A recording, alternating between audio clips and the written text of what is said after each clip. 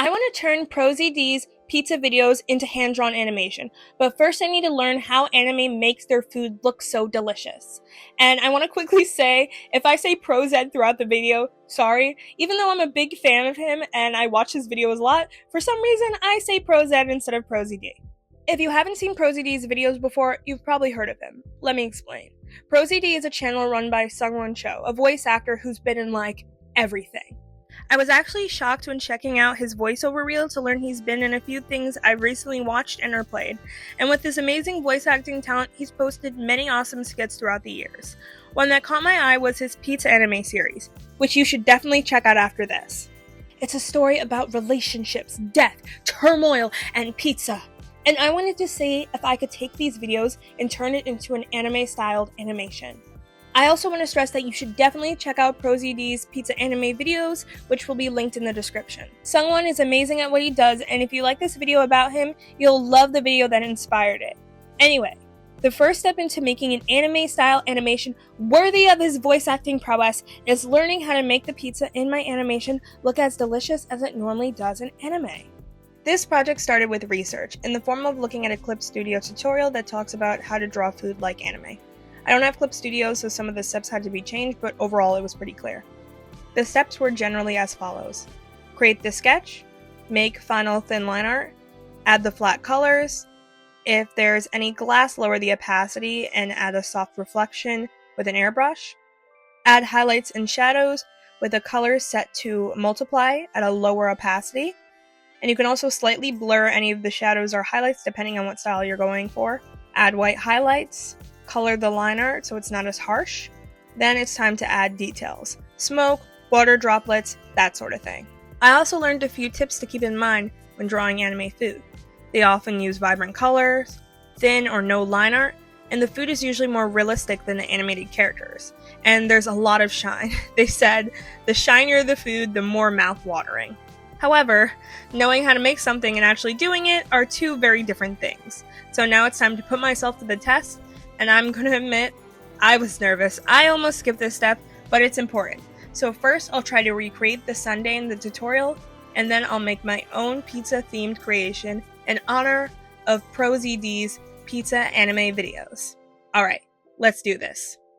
So I started with a sketch, and I was nervous about working on the sundae because of the glass, but I decided not to stress about it for now, and just work on my rough sketch. Then I worked on the thin line art, and I struggled a bunch. I usually try not to use thin line art because it makes things harder, especially for animation, but I'm doing this.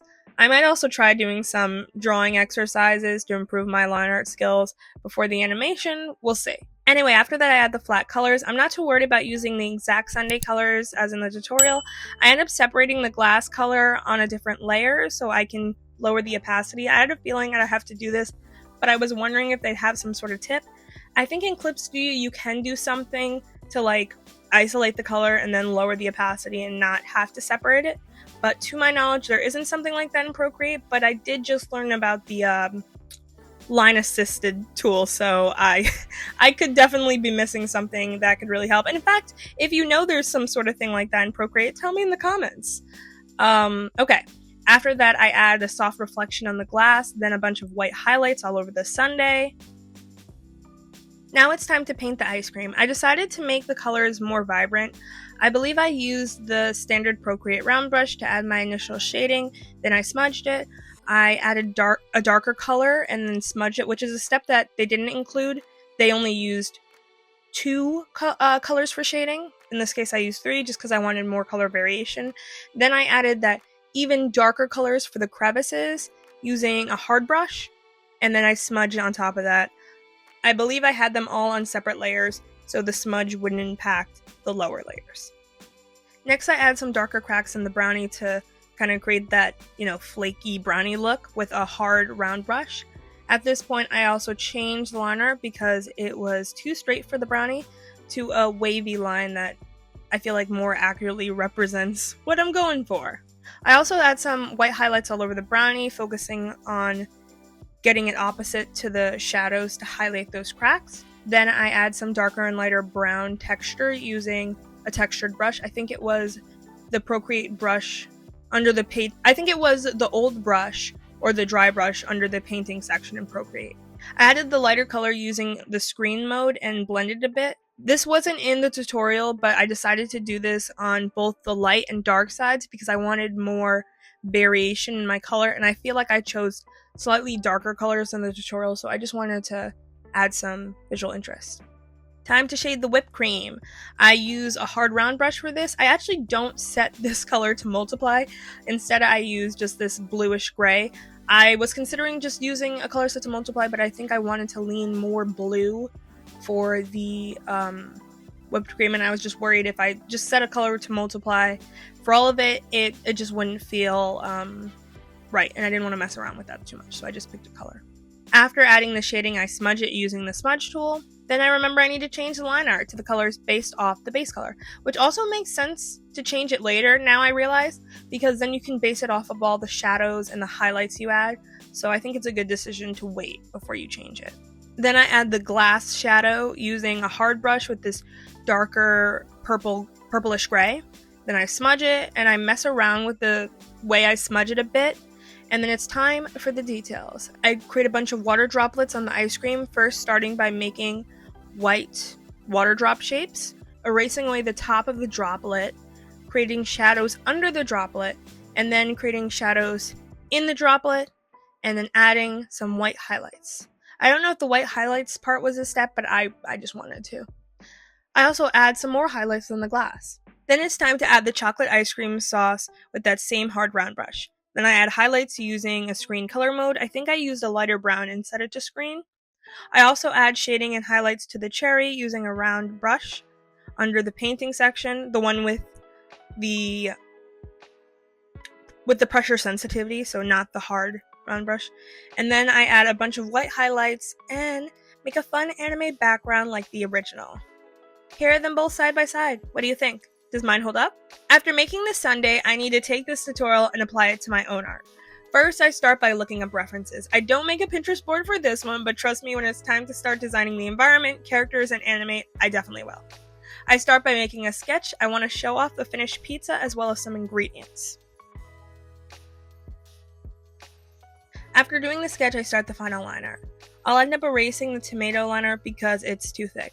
Originally, I wanted to make the tomato line art slightly thicker because a lot of times I like to make objects that are closer to the camera have thicker line art. At first, I intended to do this even when I erased the tomato line art, but I thought I just pushed the thickness too far. But after I traced my pizza sketch, I decided to keep the line art all the same size. Then it's base color time. I keep all the base color elements separately so I can use clipping masks to make shading faster. As I'm doing this, I'm thinking about those beautiful anime shots when food actually moves, and I think I want to include that in my ProZD anime shots, even if it's just shots of prep work or something before the actual scene starts. I think it would be a good and annoying challenge.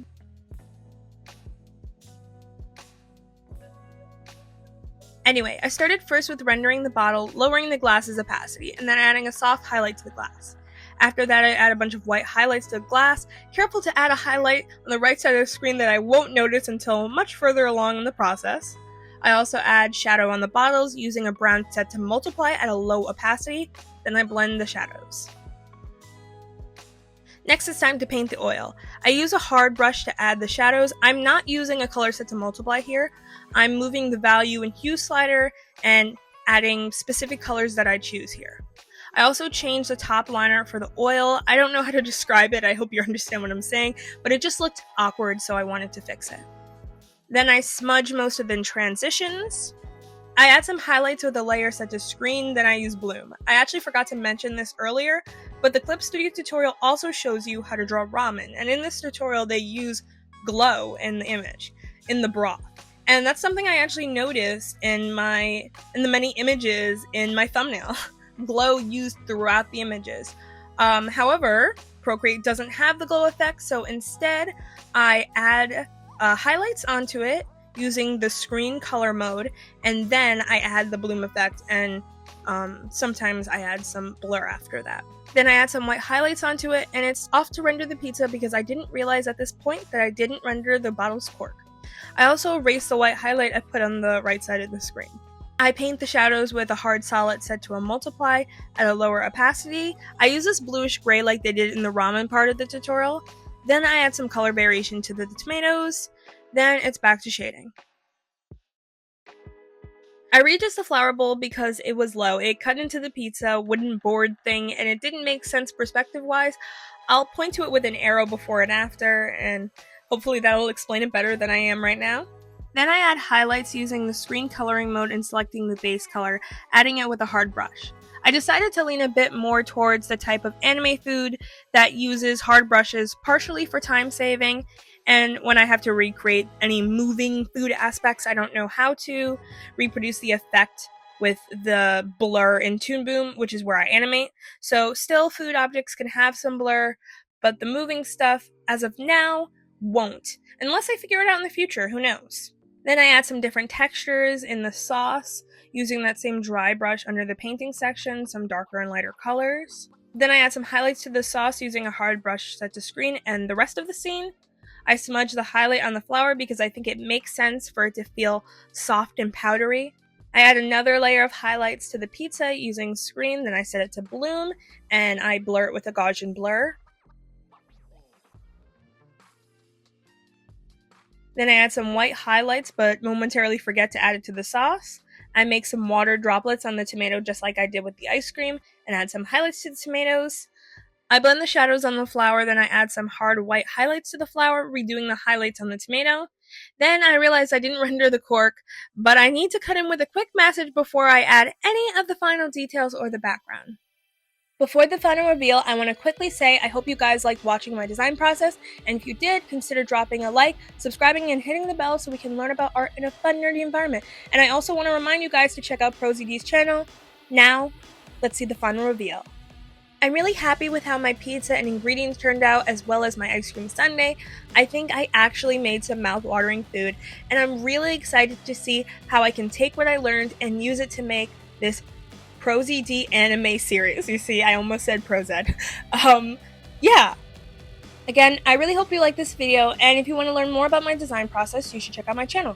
Want to see me battle time to create an animation for Animator Guild's monthly challenge? Then check out my Dimension 20 Never After design series. Want to see me create horrifying monsters inspired by Rodrigo Seuss's The Playground? Then check out Exploring the Art of Monster Design.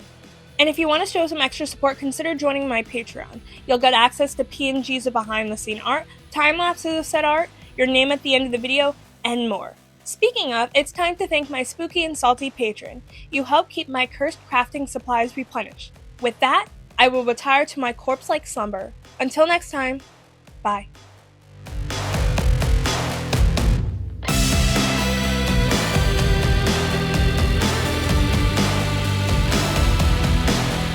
Again, I really hope you like this video, and if you want to see more of my design process, you should check out my channel. Want to see me battle time to create an animation for Anime Guild's monthly challenge? Then check out my Never After Dimension 20.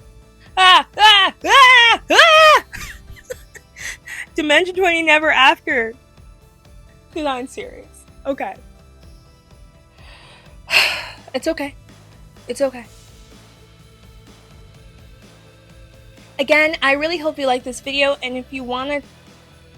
Sorry, I started thinking about how I'm glad I changed the battery, and then it fucked me up in my mind. Okay.